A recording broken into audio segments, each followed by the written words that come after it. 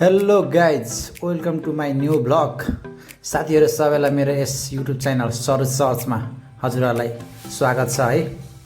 र आजको मेरो ब्लग चाहिँ क्युआर कोडको छ है। क्युआर कोड भेरिफाई गर्नुपर्ने छ, भ्याक्सिन पनि एउटा हान्नुपर्ने छ। मैले चाहिँ पहिले 2टा भ्याक्सिन हानिसकेको थिएँ, अनि फेरि एउटा बुस्टरवाला भ्याक्सिन हान्दा चाहिँ मैले क्युआर कोड तयार पार्न लागेको छु है। म जापान जाने भएको हुनाले चाहिँ एयरपोर्टमा क्युआर कोड माग्छ भनेको हुनाले चाहिँ मैले क्युआर कोड यो भेरिफाई गरेर एउटा प्रिन्ट निकाल्न खोजेको है। त्यो भएको हुनाले चाहिँ म अहिले जाँदैछु है शुक्रराज यो हस्पिटलमा है, यो टेकुको। तपाईँहरू पनि देख्न सक्नुहुनेछ है। म अब गइरहेको छु, तपाईँहरूलाई म देखाउनेछु है। त्यहाँ गइसकेपछि के गर्नुपर्ने छ, कस्तो गर्नुपर्ने छ भनेर सब तपाईँहरूलाई जानकारी दिनेछु। अन्तिमसम्म भिडियो हेरेर साथ दिनु होला। र साथीहरू नयाँ हुनुहुन्छ भने चाहिँ मेरो यस युट्युब च्यानलमा सब्सक्राइब गरेर लाइक कमेन्ट साथ सहयोग गरिदिनु होला भन्ने मैले आश राखेको छु है। अहिले चाहिँ हामी भ्याक्सिन हान्न गइरहेछौँ। भ्याक्सिन हानेर चाहिँ हामीले क्युआर कोडको लागि एप्लाई गर्नेछौँ। अहिले हामी चाहिँ बाटोमै छौँ है। अब धेरै टाढा छैन, अब 1-2 मिनटको कुरा हो। हामी नजिक पुगिसकेका छौँ, तपाईँहरूले देख्न सक्नुहुन्छ। तपाईँहरू नि बाहिर जाँदै हुनुहुन्छ, क्युआर कोड बनाउनु पर्ने छ भने होइन, तपाईँहरू नि आएर यहाँनिर भ्याक्सिन हान्न सक्नुहुन्छ। अब तपाईँहरूले एउटा मात्रै हान्नुभएको छ या 2टा हान्नुभएको छ, त्यत्तिकैमा निकाल्छु भन्नुभयो भने नि मिल्ने रहेछ है। साथीहरूले कतिले निकालेका थिए भ्याक्सिन अर्को नथपिकन, मैले चाहिँ अर्को बुस्टर पनि हानौँ भनेर त्यो पनि थपेर एकैचोटि 3टै भ्याक्सिनको निकालौँ भनेर म चाहिँ आएको हुँ यहाँनिर। तपाईँहरूलाई कस्तो सजिलो हुन्छ त्यही अनुसार गर्नु होला। तपाईँ पनि आएर यहीँनिर भ्याक्सिन हानेर अर्को खोप पनि थप्न चाहनुहुन्छ भने चाहिँ आउन सक्नुहुनेछ है।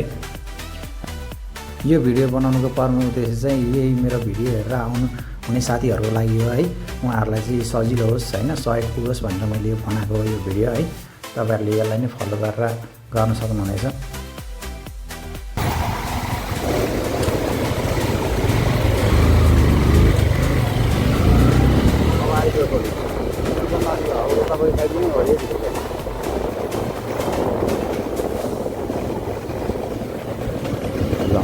अब यहाँ लाइन लिनु पर्ने होला, पनि होला। पार्किङ हो, कारले बाइक त कता हो त्यो पार्किङ अगाडि हो, हाल्दैन हुन्छ ल। भाइ 4 पाङ्रे मात्रै निषेध रे, के 4 पाङ्रे मात्र हुन्छ।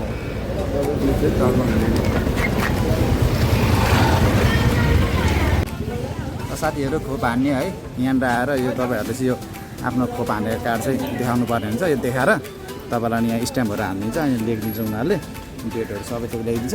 अनि तपाईँलाई एउटा खोप चाहिँ छसक्क हानिदिन्छ, चसक्क हुन्छ है। त्यही हो। अब चाहिँ हाम्रो यो हानिसकेपछि अब काम भनेको चाहिँ उता बाहिरपट्टि गएर साइबरमा अनलाइन फर्म भर्नुपर्ने रहेछ है। अब हामी उता गएर अनलाइन फर्म भर्ने चाहिँ है, तपाईँहरू त्यहाँ देख्न सक्नुहुन्छ है।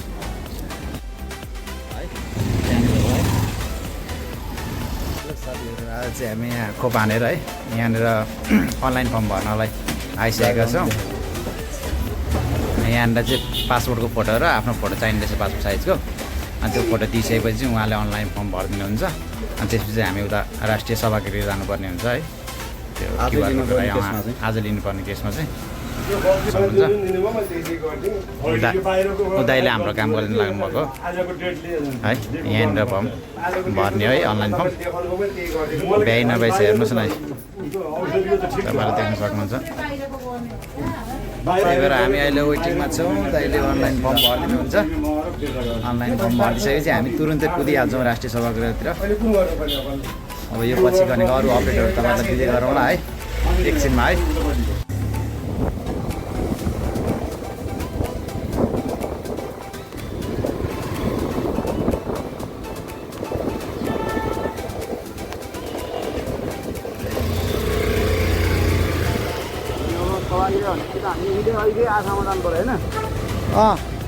त्यही जहाँबाट हामीले ट्रान्सलेट दिएको नि त्यहीँ हो।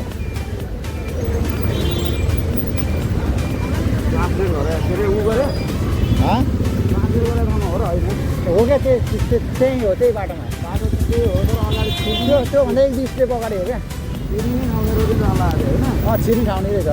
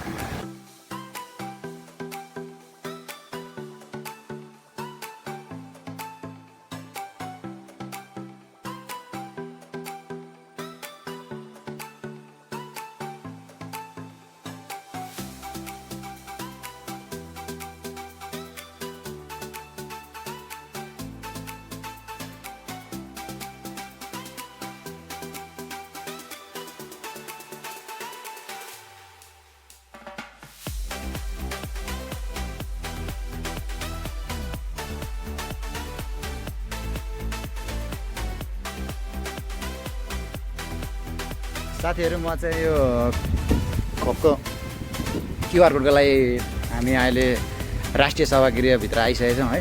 तपाईँले देख्न सक्नुहुन्छ म यहाँ भित्र छु। यहाँ हामीले चाहिँ है अनलाइन फर्म त्यहाँ भरिदिने अहिले त्यो साइबरमा यो अनलाइन फर्म भरिदिइसकेपछि यो कागज दिनुभएको थियो है। यो लिएर चाहिँ हामी अहिले यहाँ सभागृहभित्र आइसकेको छौँ। तपाईँहरूले देख्न सक्नुहुन्छ उता पर त्यो गाडी रोकेको निर लास्ट स्टेसननिर त्यहाँ भित्रपट्टि त्यहाँ स्टाफ बसेको हुन्छ है। हाम्रो यो क्युआर कोड भेरिफाई गरिदिने त्यहाँ गएर भनिसकेपछि आफ्नो फोन नम्बर सोध्छ, फोन नम्बर र नाम भनिसकेपछि त्यहाँनिर देखाउँछ। तपाईँहरूले अनलाइन फर्म भरेको चाहिँ अब कहिलेकाहीँ चाँडो पनि हुन्छ, कुनै बेला ढिलो पनि हुनसक्दो रहेछ। आधी घन्टा 1 घन्टा हेरेर हुँदो रहेछ। हाम्रो चाहिँ अहिले 15 मिनटमै भयो है। हामी 15 मिनटमै सर र त्यहाँ टेकुबाट बाइकमा आइपुगिहाल्यौँ 15 मिनटमै। त्यही पनि हाम्रो भएको छैन कि आएको छैन जस्तो भइरहेको थियो। तर यहाँ सोधेको भएछ, एकैछिनमा काम बनिहाल्यो, 2 मिनटमै भइहाल्यो। तपाईँहरू पनि त्यही गर्नु होला है। त्यही हो साथीहरू, आजको लागि यति नै इन्फर्मेसन थियो हजुरहरूको लागि। क्युआर कोड कसरी निकाल्ने भन्ने कुरा थियो, त्यो कुराहरू तपाईँहरूलाई जानकारी दिइसकेको छु। भिडियो तपाईँहरूलाई कस्तो लाग्यो, राम्रो लागेमा लाइक कमेन्ट गर्नुहोला, सब्सक्राइब पनि गर्न नबिर्सिनु होला। सब्सक्राइब गरेर हाम्रो मेहनतलाई अझै हौसला दिने काम गरिदिनु होला। हस्त धन्यवाद।